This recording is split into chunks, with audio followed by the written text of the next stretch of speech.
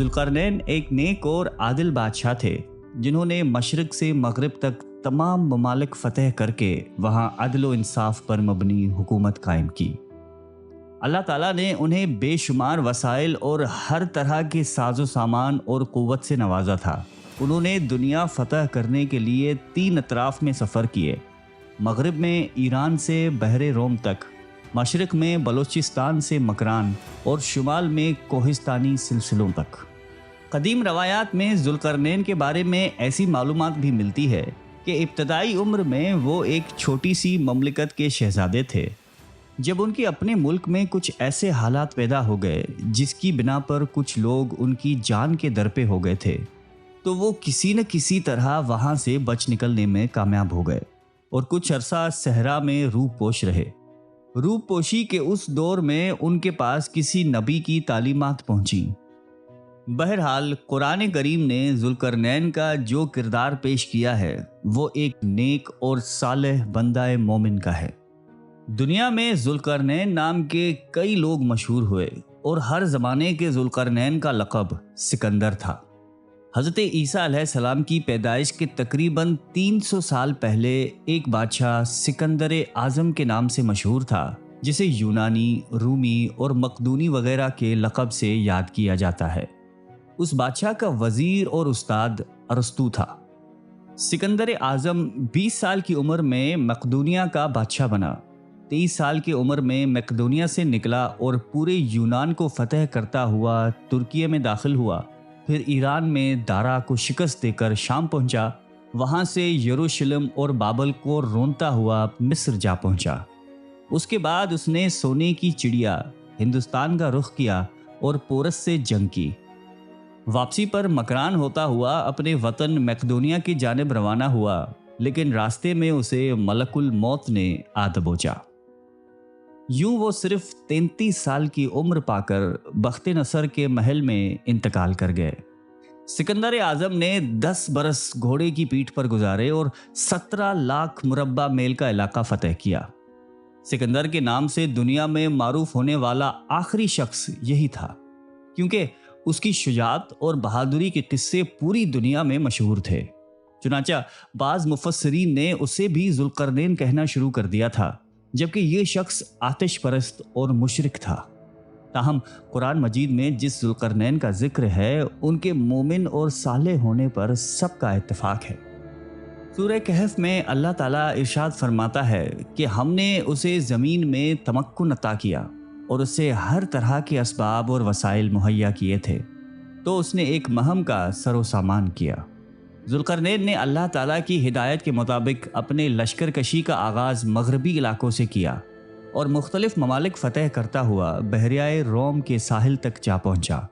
چونکہ اس زمانے میں دنیا کی حدود کا علم لوگوں کو نہیں تھا، چنانچہ ذوالقرنین اور اس کے لشکر نے بھی یہی خیال کیا ہوگا کہ ہم مغرب میں دنیا کے آخری حصے تک پہنچ گئے ہیں اور اب آگے سمندر ہے اور سمندر کے آگے کچھ نہیں ہے۔ ساحل پر انہیں سورج غروب ہوتا ہوا نظر آیا تو اس جگہ کو مغرب الشمس یعنی سورج کے غروب ہونے والی جگہ سمجھی کہ وہ سورج ڈوبنے کی جگہ پہنچ گیا اور اسے دلدل کے چشمے میں ڈوبتا ہوا پایا۔ ذوالقرنین ایک فاتح کی حیثیت سے اس مغربی علاقے میں داخل ہوا تھا اور فتح ہونے والی قوم اب اس کے بس میں تھی۔ یہاں اللہ تعالیٰ کو اپنے نیک بندے کا امتحان لینا مقصود تھا، چنانچہ فرما دیا کہ فتح ہونے والی یہ قوم اب تیرے آگے بے بس ہے، تو چاہے تو ان سب کو قتل کر دے اور چاہے تو ان کے ساتھ حسن سلوک کا معاملہ کر۔ لیکن ذوالقرنین بھی اللہ کے برگزیدہ بندے تھے، وہ ظلم و زیادتی یا بلا وجہ خون خرابہ کیوں کرتے، چنانچہ انہوں نے اس قوم کے ساتھ حسن سلوک کا معاملہ کیا۔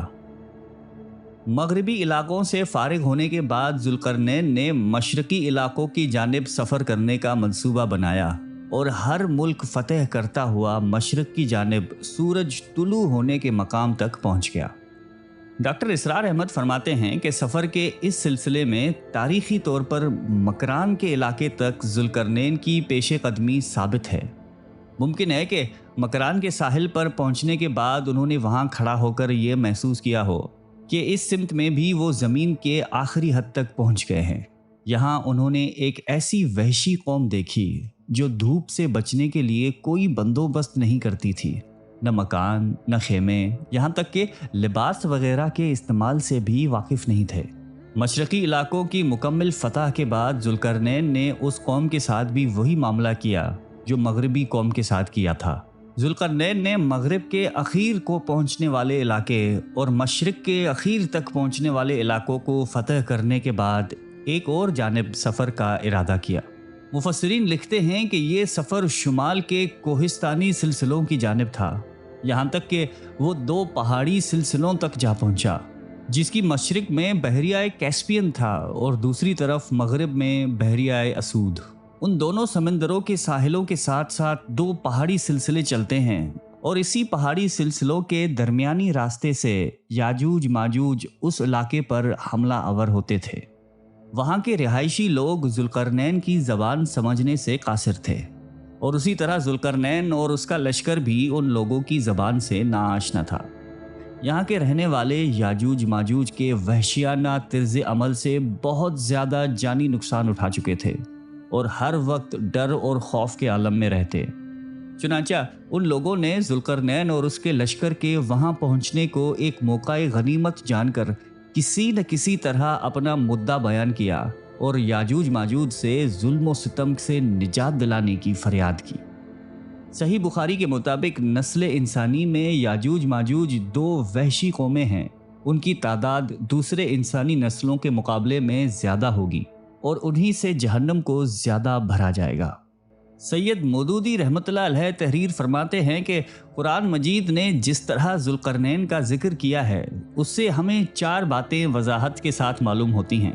ان کا لقب ذوالقرنین ہے، وہ بڑا ہی فرمان روا اور فاتح ہے، ایسا فرمان روا جس نے یاجوج ماجوج کے حملوں سے اپنے مملکت کو بچانے کے لیے ایک مستحکم دیوار بنائی، اور وہ خدا پرست اور عادل ہے۔ قرآن کے نازل ہونے سے پہلے دنیا میں جتنے مشہور فاتح گزرے ہیں ان میں سے خورس ہی میں ذوالقرنین کی علامات پائی جاتی ہیں۔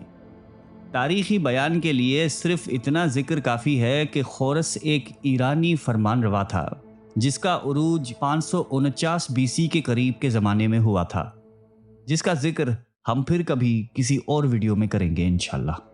حضرت علی رضی اللہ تعالیٰ عنہ نے فرمایا کہ وہ نہ نبی تھے اور نہ ہی فرشتے، بلکہ اللہ سے محبت کرنے والے بندے تھے۔